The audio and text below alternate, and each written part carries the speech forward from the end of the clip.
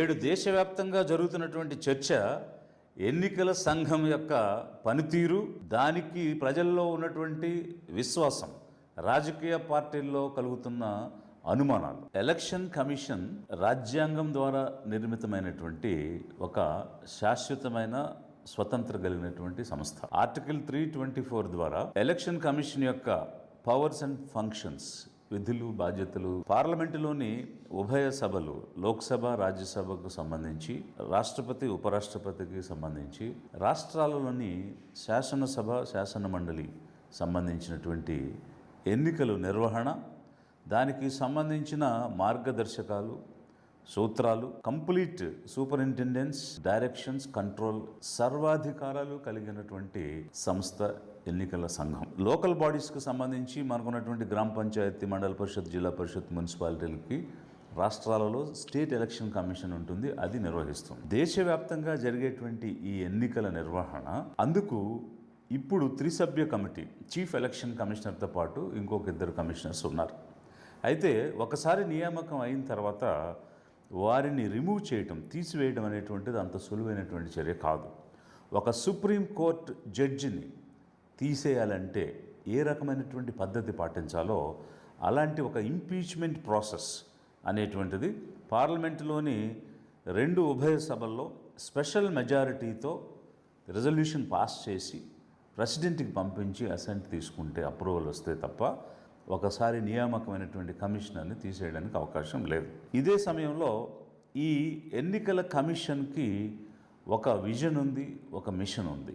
ఏ విధమైనటువంటి విజన్ అంటే, ఒక institute of excellence in conducting and protecting electoral democracy, అంటే ఈ ప్రజాస్వామ్యాన్ని పరిరక్షించేటువంటి ఇన్స్టిట్యూట్. అదే సమయంలో ఇండిపెండెంట్, ఇంటెగ్రిటీ, ఇంక్లూజివ్నెస్, అకౌంటబిలిటీ, అలాగే పారదర్శకత, ట్రాన్స్పరెన్సీ, వీటన్నిటినీ కలిగి ఉన్నటువంటి సంస్థగా ఎన్నికల సంఘానికి మిషన్ ఉంది. దీంతో పాటు కాన్స్టిట్యూషనల్ వాల్యూస్ని ప్రొటెక్ట్ చేయాలి, Liberty, equality, justice, rule of law, ఈ అంశాలన్నిటినీ పెట్టుకుని ఒకవైపు కాన్స్టిట్యూషనల్ వాల్యూస్ని ప్రొటెక్ట్ చేస్తూ, మరొక వైపు ప్రజాస్వామ్యాన్ని పారదర్శకంగా, స్వయం ప్రతిపత్తితో, ఒక ఫ్రీనెస్, ఫెయిర్నెస్, అంటే ఏ రకమైనటువంటి పక్షపాతం లేకుండా అన్బయాస్డ్గా ఎన్నికలు నిర్వహించి ఎన్నికల ప్రజాస్వామ్యాన్ని నిలబెట్టాలి, పరిరక్షించాలి అనేటువంటి బాధ్యతలో కొన్ని సూత్రాలను, ఆదర్శాలను పెట్టుకుని నడుస్తున్నటువంటి సంస్థ ఇది. మరి ఇన్ని ఆదర్శాలు, ఇన్ని రకాలైనటువంటి నియమ నిబంధనలు, సూత్రాలను పెట్టుకుని ఈరోజు దేశవ్యాప్తంగా ఎందుకు విమర్శలు ఎదుర్కొనే పరిస్థితికి వచ్చింది? దేశవ్యాప్తంగా ఎన్నికల సంఘంపై నమ్మకం ప్రజలు కోల్పోయేటువంటి పరిస్థితి ఎదురయ్యింది. ఇది ఈరోజు జరుగుతున్నటువంటి చర్చ. ఒకవైపు ప్రతిపక్ష పార్టీలు, రాజకీయ పార్టీలన్నీ దుమ్మెత్తి పోస్తున్నాయి, విమర్శిస్తున్నాయి. మరొక వైపు అధికార పక్షం కూడా ఎన్నికల సంఘం ద్వారా జరిగే కార్యక్రమాల్లో ఏమి తప్పులు జరుగుతున్నాయనేటువంటి విషయం చెప్తుంది.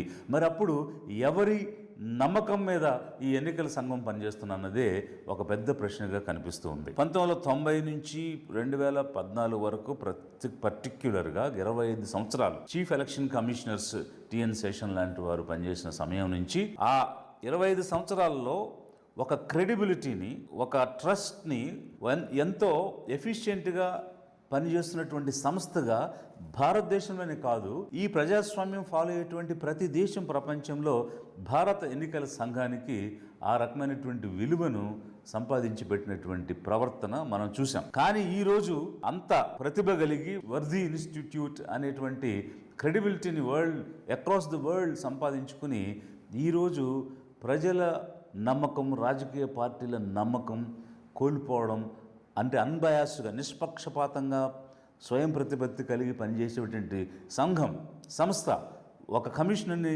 రిమూవ్ చేయాలంటే ఒక ఇంపీచ్మెంట్ ప్రాసెస్ ఫాలో అవ్వాల్సినటువంటి విధానం ఎందుకు ఉంది అని అంటే, ఒక అటానమీని, అంటే ఒక ఇండిపెండెన్స్ని జ్యుడిషియరీకి కల్పించిన విధంగా రాజ్యాంగం కల్పించి ఉంటే, అంత ఇండిపెండెన్స్ కలిగి ఎవరికి దాసోహం అవ్వాల్సిన అవసరం లేదు, తలొగ్గాల్సిన అవసరం లేదు, తలదించుకోవాల్సిన అవసరం లేదు, ఆ రకమైనటువంటి రాజ్యాంగ రక్షణ కలిగి ఉన్నటువంటి సంఘం ఈరోజు ఎందుకు ప్రజల సమక్షంలో పార్టీల సమక్షంలో సమాధానం చెప్పుకోవాల్సిన పరిస్థితికి వచ్చింది, నమ్మకం కోల్పోవాల్సిన పరిస్థితికి వచ్చింది.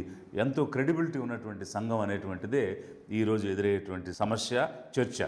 ఒకవైపు బాల్ ఠాక్రే శివసేన అనేటువంటి పార్టీని స్థాపించి నడిపిస్తున్న క్రమంలో హేట్ స్పీచెస్ ఇస్తున్నారని, డివిజివ్ పాలిటిక్స్ చేస్తున్నారని, డివిజివ్గా అంటే వేర్పాటువాదంగా మాట్లాడుతున్నారని ఇదే ఎన్నికల సంఘం డిస్క్వాలిఫై చేసింది. అలాగే Aam Aadmi party campaign song, దానిలో అభ్యంతరకరమైనటువంటి పదాలు ఉన్నాయని క్యాంపెయిన్ సాంగ్ని బ్యాన్ చేసింది.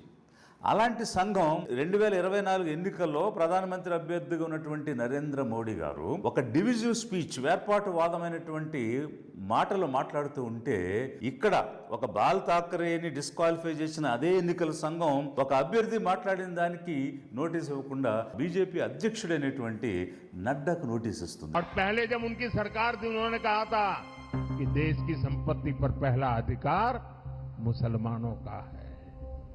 इसका मतलब ये संपत्ति इकट्ठी करके किसको बांटेंगे? जिनके ज्यादा बच्चे हैं उनको बांटेंगे, घुसपैठियों को बांटेंगे। क्या आपकी मेहनत की कमाई का पैसा घुसपैठियों को दिया जाएगा? आपको मंजूर है ये? మాట్లాడిందేమో నరేంద్ర మోడీ అనేటువంటి వ్యక్తి ఎన్నికల ప్రచారంలో, బట్ మీరు నోటీస్ ఇచ్చేది ఎవరికేనంటే ఆ పార్టీ అధ్యక్షుడికి. అంటే ఏమిటి ఈ రకమైనటువంటి ఆ డిఫరెన్షియేటింగ్ ట్రీట్మెంట్స్ అనేటువంటిది ఒకవైపు అనుమానాలకు దారితీస్తూ ఉంటే, మరొక వైపు అనేక రకాలైనటువంటి రిపోర్ట్స్ ప్రెస్లో, ఒకవైపు మీడియా కొమ్ముగా వస్తున్న పరిస్థితుల్లో సోషల్ మీడియాలో అనేక రకాలైన రిపోర్ట్స్ వచ్చాయి. త్రిశూర్ లాంటి చోట ఓటర్ లిస్టులు పాడైనవి అని, బెంగళూరులో ఓటర్ లిస్టులు ట్యాంపరింగ్ జరిగినాయి అని రిపోర్ట్స్ ఒకవైపు వస్తే, మరొక వైపు మధురా లాంటి కాన్స్టిట్యుయెన్సీలో ముస్లిం ఓటర్స్ని ఎన్నికల్లో ఓటు వేసుకునే అవకాశం ఇవ్వడం లేదని, మరొక వైపు గుజరాత్లో 700కు పైగా ఫిషర్మెన్ విలేజెస్లో వాళ్ళ ఓట్లు తీసేశారని, ఇలా అనేక రిపోర్ట్స్ వచ్చాయి. ఇదంతా కొన్ని కవర్ కానటువంటి అంశాలు అయితే, ఈరోజు దేశవ్యాప్తంగా జరుగుతున్నటువంటి చర్చ ఏంటంటే, ఎల్ఓపి లీడర్ ఆఫ్ అపోజిషన్, ప్రతిపక్ష నాయకుడు ఒక ప్రత్యక్ష ప్రసారం చేశారు. అన్ని మీడియా వాళ్ళకి పిలిచి ప్రెస్ మీట్ చేయటం, దానిలో ఒక లైవ్ ఎగ్జాంపుల్ చూపించడం జరిగింది. ఒక 6 నెలల పాటు ఒక పరిశోధన చేసి బెంగళూరు సెంట్రల్ పార్లమెంటరీ కాన్స్టిట్యుయెన్సీలో ఉన్న సెగ్మెంట్స్లో మహదేవపుర అనేటువంటి అసెంబ్లీ కాన్స్టిట్యుయెన్సీలో 1,250,000 ఓట్లు దొంగ ఓట్లుగా వచ్చాయి.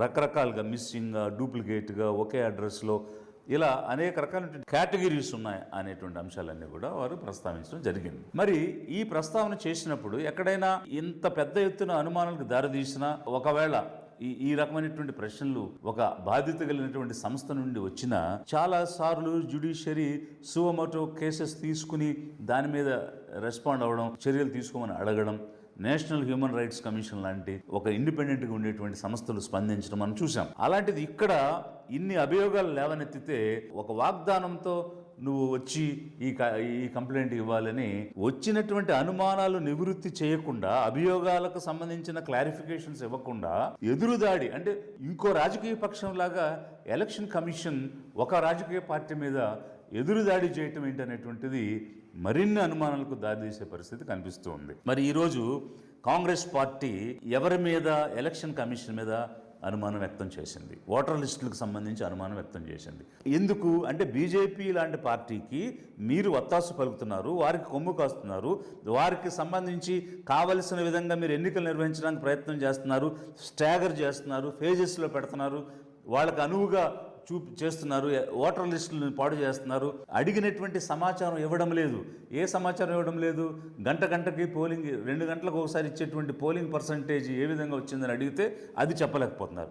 End of the polling percentage ఎంత అంటే, ఈరోజు ఒక ఫిగర్, రేపు ఒక ఫిగర్, ఎల్లుండి ఒక ఫిగర్, కొన్ని రోజుల తర్వాత మరొక ఫిగర్ చెప్తున్నారు. వీడియోగ్రఫీ ఇవ్వండి అని అంటే వీడియోగ్రఫీ తీసేయమంటారు, ఆ తర్వాత కాల్ చేసేయమంటారు. Electoral rolls machine readable content ఇవ్వండి, ఎవరైనా సరే చూస్తారు. ఎడిటింగ్ కాదు, ఓన్లీ రీడబుల్ ఫైల్స్ ఇవ్వండి, అందరూ చూసుకుంటారంటే ఎందుకు ప్రాబ్లం ఉంది? అవి ఇవ్వడానికి ఏంటి సమస్య? ఎందుకనంటే, ఏ ఓటరు ఎక్కడ నమోదై ఉన్నాడు అనేటువంటి విషయాలన్నీ కూడా పారదర్శకంగా జరగాల్సిన అంశాలే కదా. ప్రతి ప్రజాస్వామ్యంలో ప్రతి వ్యక్తికి, ప్రతి ప్రజలకు తెలియాల్సిన అంశాలే కదా. అవి ఒక పార్టీ అడిగినప్పుడు అవి ఇవ్వడానికి సంకోచించడమే కాకుండా లేదని పలు రకాల కారణాలు చెప్పడమే కాకుండా అనుమానాలకు తావిచ్చే విధంగా ఏ అభియోగాలైతే పార్టీలు మోపుతున్నాయో వాటిని బలపరిచే విధంగా ఎన్నికల సంఘం ప్రవర్తన ఉందనేది ఒకవైపు. మరొక వైపు ప్రైమ్ మినిస్టర్ ఆఫీస్ నుంచి కాల్ వస్తే ముగ్గురు ఎన్నికల సంఘం కమిషనర్స్ వెళ్ళి పీఎంని కలిశారనేటువంటి వార్తలు పేపర్లో వచ్చాయి, సోషల్ మీడియాలో వచ్చాయి. ఒక స్వయం ప్రతిపత్తి కలిగినటువంటి సంస్థ, ముగ్గురు కమిషనర్స్, ఒక రాజకీయ నాయకుడు ద్వారా ఏర్పాటైన ప్రభుత్వంలో ఉన్నటువంటి ప్రైమ్ మినిస్టర్ ఆఫీస్కి ఏ విధంగా వెళ్తారు? భారతదేశ చరిత్రలో ఎప్పుడు జరగలేదు ఇట్లాంటి అంశాలు. కానీ ఈరోజు జరుగుతుంటే ఒక పార్టీకి కొమ్ము కాస్తున్నారు, ఒక పార్టీకి మీరు వత్తాసు పలుకుతున్నారు, వారికి ప్రయోజనకరంగా ఉండేటువంటి పనులు మీరు చేస్తున్నారు అనేటువంటి దానికి ఒక అనుమానం వస్తుందా లేదా? ఇది ఒకవైపు.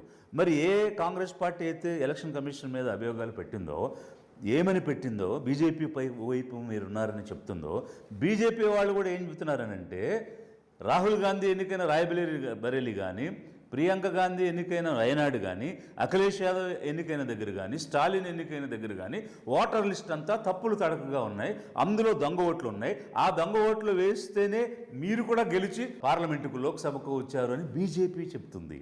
అంటే దీని అర్థం ఏంటి? కాంగ్రెస్కి నమ్మకం లేదు కమిషన్ మీద, ఇతర పార్టీలకు నమ్మకం లేదు కమిషన్ మీద. ఎందుకు? మీరు బీజేపీ వైపు ఉన్నారు కాబట్టి. కానీ బీజేపీ చెప్తుంది ఏమనంటే ప్రియాంక గాంధీ, రాహుల్ గాంధీ, స్టాలిన్, అఖిలేష్ యాదవ్ వీళ్ళందరూ గెలిచినటువంటి స్థానాల్లో ఓటర్ లిస్టులు తారుమారు అయిపోయాయి, దొంగ ఓట్లు పడ్డాయి అని చెప్తుంది. అంటే ఎవరి వైపున మీరు ఉన్నారని ప్రతిపక్షాలు చెప్తున్నారో వాళ్ళు ఎలక్షన్ కమిషన్ తప్పుల వల్ల, ఓటర్ లిస్టులో తప్పుల వల్ల, దొంగ ఓట్లు ఉండడం వల్ల వీళ్ళందరూ గెలిచారని చెప్తున్నారు. అంటే ఇటు బీజేపీకి ఎలక్షన్ కమిషన్ మీద నమ్మకం లేదు, ఇటు ప్రతిపక్షాలకి ఎలక్షన్ కమిషన్ మీద నమ్మకం లేదు. మరి ఏ రాజకీయ పార్టీకి కమిషన్ మీద నమ్మకం లేని పరిస్థితి ఈరోజు భారతదేశంలో ఎందుకు వచ్చింది? స్వతంత్రం వచ్చి ఇంతకాలం అయిన తర్వాత కూడా, ఇన్ని సంవత్సరాల తర్వాత ఈరోజు ఎన్నికల సంఘం మీద ఇంత పెద్ద ఎత్తున ఎందుకు ఇలాంటి అభియోగాలు వచ్చాయి? ప్రజలు నమ్మకం కోల్పోయేటువంటి పరిస్థితి వచ్చింది. ఇది ఒక ఆలోచించాల్సిన, చర్చించాల్సిన, స్వయం ప్రతిపత్తి కలిగిన ఎన్నికల సంఘం ఆత్మావలోకనం చేసుకుని ప్రజల నమ్మకం పొందాల్సినటువంటి సమయం ఆసన్నమైందనేది ఒకవైపు అయితే, లిబరేషన్ కాంగ్రెస్ పార్టీ ఏమి డిమాండ్ చేస్తుంది అంటే ఎన్నికల సంఘం అనేటువంటిది ఒక ఇండిపెండెంట్, అటానమీ, అకౌంటబిలిటీ, ట్రాన్స్పరెన్సీ కలిగినటువంటి సంస్థ, పారదర్శకంగా, నిష్పక్షపాతంగా పనిచేయటమే కాకుండా పనిచేస్తున్నట్టు ప్రజలందరికీ కనిపించాలి, ఆ నమ్మకం నిలబెట్టాలి అనేది ఒకవైపు. ఓటర్ లిస్టులో జరిగేటువంటి తప్పులు లేకుండా పారదర్శకంగా ఉండాలనేది ఒకవైపు అయితే, మరొక వైపు ఈవీఎంస్, ఎలక్ట్రానిక్ ఓటింగ్ మెషిన్స్. ఈ ఎలక్ట్రానిక్ ఓటింగ్ మెషిన్స్ ద్వారా అనేక పొరపాట్లు జరుగుతున్నటువంటి సమయంలో రాజ్యాంగం ఇచ్చినటువంటి ఓటు హక్కు వినియోగించుకుని ఎవరికి మేము ఓటేసాము అనే విషయం ప్రజలకు తెలిసే విధంగా ఎన్నికల నిర్వహణ జరగాలి అని అంటే ఖచ్చితంగా బ్యాలెట్ పేపర్ మీదే ఎన్నికలు జరగాలి. కాబట్టి లిబరేషన్ కాంగ్రెస్ పార్టీ ఈరోజు ఏం డిమాండ్ చేస్తుంది అని అంటే ఎన్నికలు అనేవి బ్యాలెట్ పేపర్తోనే జరగాలి. ఈ విషయంలో కాంగ్రెస్ కానీ, బీజేపీ కానీ అనేక పార్టీలు ఈ విషయం మర్చిపోయారు. ఓటర్ లిస్టుల గురించి మాత్రమే మీరు మాట్లాడారు. ఓటర్ లిస్టులో జరిగేటువంటి తప్పులే కాదు, పోలింగ్లో జరిగేటువంటి తప్పులు, ఈవీఎం ద్వారా చేసేటువంటి మోసాలు కూడా జరగడానికి వీల్లేదు. ఎందుకనంటే ప్రజాస్వామ్యాన్ని పరిరక్షించాల్సిన అవసరం ఉంది. Largest democracy in the world is India. అలాంటి భారతదేశం ప్రజాస్వామ్యానికి ఈరోజు అందరికీ ఉదాహరణగా నిలబడినప్పుడు ఇక్కడ పారదర్శకత లేకపోతే ఇది ప్రజాస్వామ్యం ఎలా పరిరక్షించబడుతుంది? ఒకవైపు దేశవ్యాప్తంగా రాజకీయ పార్టీలన్నీ ముక్త కంఠంతో 2024 ఎన్నికల నిర్వహణలో అనేక తప్పులు జరిగాయి, ఓటర్ లిస్టులు తారుమారైపోయాయి, ఓట్లు ఉన్నవాళ్ళు పోయాయి, లేని వాళ్ళు వచ్చాయి, అన్నీ కూడా దొంగ ఓట్లు, సరైనటువంటి పారదర్శకంగా జరగలేదు అని దుమ్మెత్తిపోస్తూ ఉంటే, అధికార పార్టీ కూడా ఈరోజు ఏం చెప్తుందంటే ఉత్తరప్రదేశ్ రాయ్బరేలీలో కానీ, కేరళలో వేనాడులో కానీ, తమిళనాడులో కానీ ఇలా అనేక రాష్ట్రాల్లో జరిగిన ఎన్నికల్లో దొంగ ఓట్లు ఉన్నాయి. ఆ ఓట్లతోనే ఈ కాంగ్రెస్ పార్టీ ఎంపీలు కానీ, డిఎంకే కానీ, సమాజ్వాదీ పార్టీ కానీ గెలిచాయని బీజేపీ కూడా చెప్తున్నటువంటి సమయంలో ఏ పార్టీకి 2024లో జరిగిన ఎన్నికల మీద నమ్మకం లేదు, ఓటర్ లిస్టుల మీద నమ్మకం లేదు. లిబరేషన్ కాంగ్రెస్ పార్టీ ఏం డిమాండ్ చేస్తుందంటే 2024 ఎన్నికలు ఒక ఫార్స్, అవి పారదర్శకంగా జరగలేదు, ప్రజల నమ్మకం కోల్పోయాయి. కాబట్టి 2024లో జరిగిన ఎన్నికలన్నీ కూడా రద్దు చేసి తాజాగా ఎన్నికలు నిర్వహించాలని లిబరేషన్ కాంగ్రెస్ పార్టీ డిమాండ్ చేస్తున్నది.